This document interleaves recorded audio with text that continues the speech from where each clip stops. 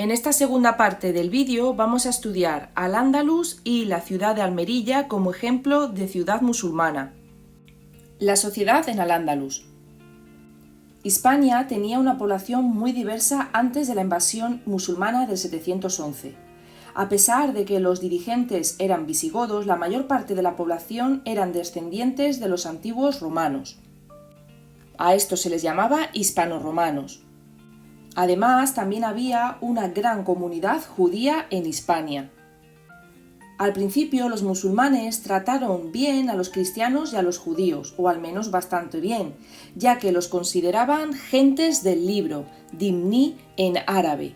Ese libro se trata de la Biblia, que comparten las tres religiones monoteístas, el judaísmo, el cristianismo y el islam.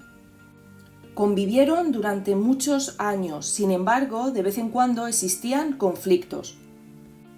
Pero los conflictos no eran solo entre musulmanes y cristianos, también había conflicto dentro de los propios musulmanes. Más tarde, cuando llegaron los almorávides y los almohades del norte de África, después de la desintegración de los reinos de taifas, estos eran menos tolerantes con aquellos que eran no musulmanes. Por lo tanto, van a perseguir mucho a los cristianos y a los judíos. Dentro de los musulmanes nos encontramos a los árabes.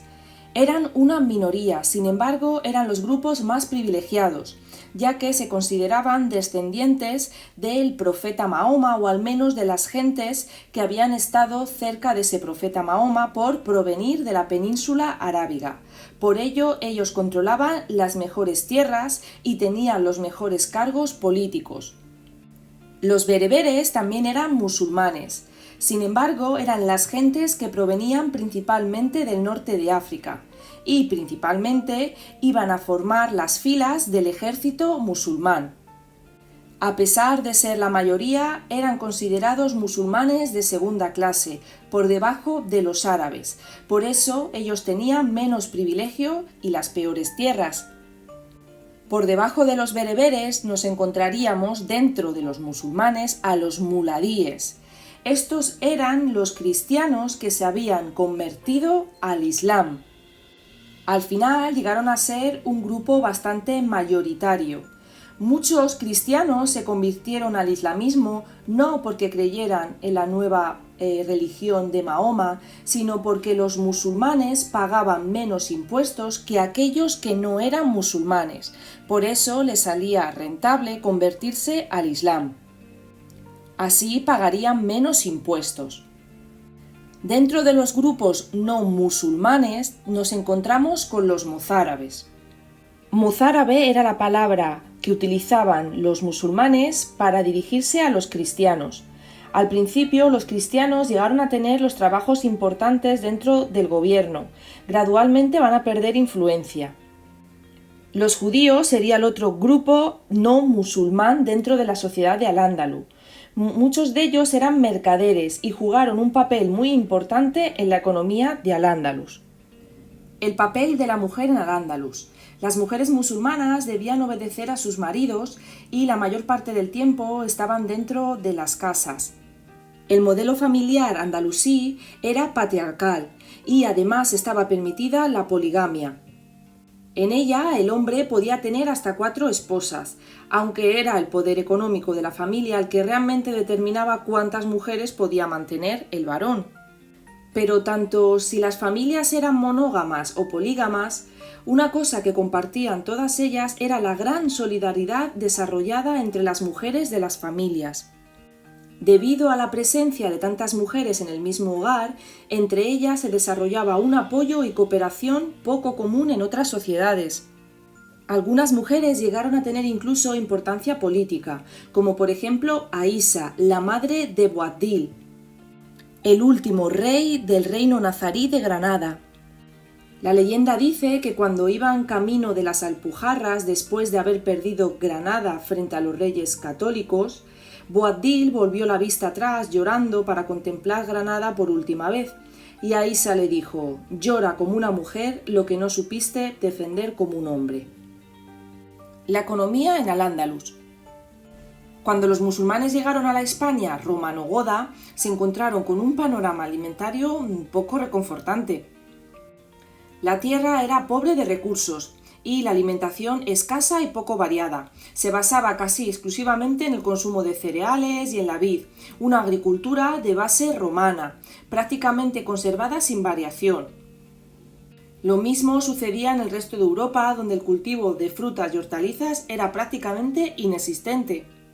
Los dirigentes omeyas de Al-Ándalus impulsaron todo lo relacionado con el desarrollo agrícola. Recopilaron y tradujeron gran cantidad de textos antiguos sobre agricultura y perfeccionaron y aumentaron los sistemas de regadío de origen romano ya existentes. Y es que recordar que son gentes que provienen del desierto de la península arábiga, por eso saben de la importancia del agua y cómo utilizarla. La agricultura andalusí se basó principalmente en productos para el consumo, como podía ser las hortalizas, los cereales, las verduras, legumbres, arroz, frutas, árboles frutales, pero también cultivos para la fabricación de seda o papel. No nos podemos olvidar de las moreras o plantas textiles y medicinales. Establecieron el cultivo intensivo para las tierras de regadío, con numerosas acequias para aprovechar todo el agua al máximo. Además, se convirtieron en maestros de la técnica hidráulica agrícola, aprovechando sistemas antiguos romanos y perfeccionándolos. Alberca y acequia son palabras de origen árabe y muy relacionadas con este regadío. La seda, además, era considerada un bien lujoso en la Edad Media. Solo las gentes ricas podían permitírselo. Los árabes eran expertos haciendo seda y trajeron su conocimiento a Al-Ándalus desde las zonas lejanas de la India. Muy pronto, la alta calidad de la seda de lugares como Granada o Almería se pudo exportar como un producto específico de Al-Ándalus, trayendo muchísima riqueza a esta zona. Los gusanos de seda comen las hojas de las moreras, que son unos árboles que casan muy bien con el clima de las Alpujarras. El comercio musulmán se extendía desde la India hasta la península ibérica, vendiendo todo tipo de productos.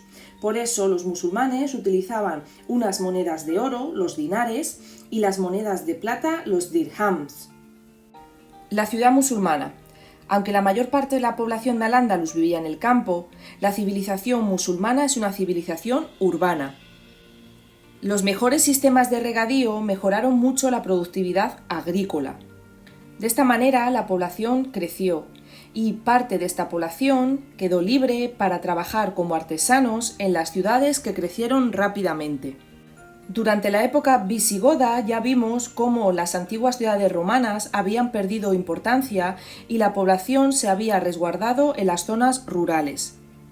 Los musulmanes van a reconstruir nuevas ciudades encima de aquellas ciudades antiguas romanas. Córdoba va a ser la capital de Al-Ándalus, siendo una de las más grandes e importantes ciudades del mundo en este momento. En esta unidad tenemos que estudiar las diferentes partes de una ciudad musulmana, pero qué mejor forma de hacerlo con nuestra ciudad, Almería, la Almería musulmana. Aquí tenemos el plano de la ciudad musulmana de Almería. Pero antes vamos a explicar un poquito más su historia. Abderramán III, ese califa que fundó el califato de Córdoba, que ya tenía independencia religiosa y política, va a fundar Almería. ¿Por qué? Porque en la zona de Pechina, que se llamaba por entonces Bayana, existía un importante comercio de la seda, un centro de producción de seda. Por eso Abderramán pensó que Almería necesitaba un puerto para comerciar con esta seda. En el 955 se crea Madina al-Mariyya Bayana y el califa ordenó reforzar la fortaleza que existía y el puerto, es decir, la alcazaba. Construir una mezquita, que en la actualidad tan solo se conserva el muro de la Qibla dentro de una iglesia, la iglesia de San Juan en Almería. También mandó construir las atarazanas y la alcaicería. En la actualidad estarían situadas como en la zona del Parque Nicolás Salmerón. Almería prosperó después de los años, pero con la desintegración del califato de Córdoba llegó los reinos de Taifa. Y en el 1014 Almería ganó su independencia bajo el reino de Jairán. En este momento Almería es un reino musulmán independiente y su rey es Jairán. De hecho, en este momento Almería controlaba algunas partes de Jaén, Granada y Murcia. Fue el momento de mayor esplendor de la historia de Almería.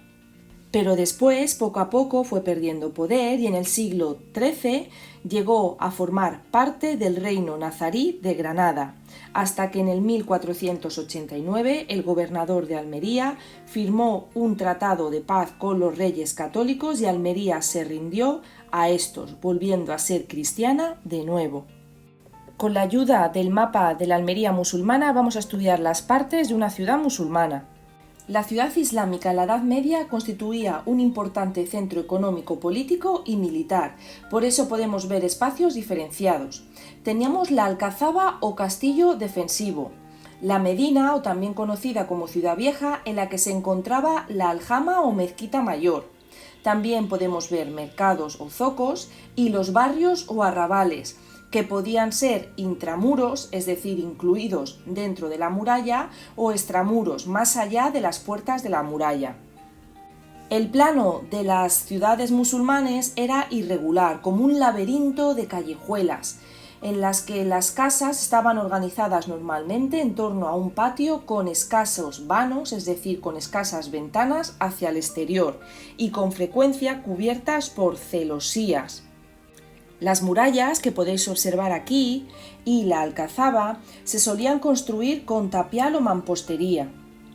Como veis, la ciudad de Almería podemos observar una doble muralla e incluso triple a la izquierda. Pues bien, en origen la ciudad de Almería tan solo era este trocito de aquí, pero después se fue creciendo, extendiendo con esos arrabales, con gente que vivía al otro lado de la muralla, extramuros, y con Jairán se va a construir esta otra gran parte de la muralla, que fue construida en el reinado de Jairán cuando Almería era independiente. Aquí podemos ver el corazón de la ciudad, que se llamaba Medina, en el que siempre nos encontramos con la mezquita mayor. Ahí la gente acudía a esta gran plaza pues a quedar, pero también se colocaban los mercados cerca para hacer negocios. Las murallas que podemos observar no solo tenían función defensiva, las puertas eran cerradas por la noche, pero además de proteger la ciudad servían para el pago de impuestos y también separaban la ciudad de los vivos de la ciudad de los muertos, es decir, de las necrópolis. Aquí podéis observar lo que se llama la puerta Purchena, sería esta puerta de la muralla. En la actualidad se llama Puerta Purchena y está en la zona del Paseo de Almería, pero en realidad esta puerta se debería llamar Puerta Pechina, ya que era la puerta por la que entraban todos esos cargamentos de seda desde Bayana, desde Pechina.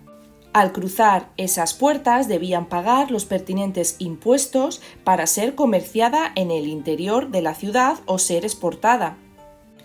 Al sur de la mezquita podemos observar cerca del puerto las atarazanas, que son los astilleros donde se construyen y reparan barcos. También aquí encontramos los restos de la alcaicería, que era un lugar donde se comerciaba principalmente con seda o con textiles, y está cerca del puerto para poder cargarlo en esos barcos que salían para ser exportada. Y la alhóndiga también la encontramos cerca del puerto. Eran los grandes almacenes donde se guardaba producto para ser vendido y comerciado a gran escala.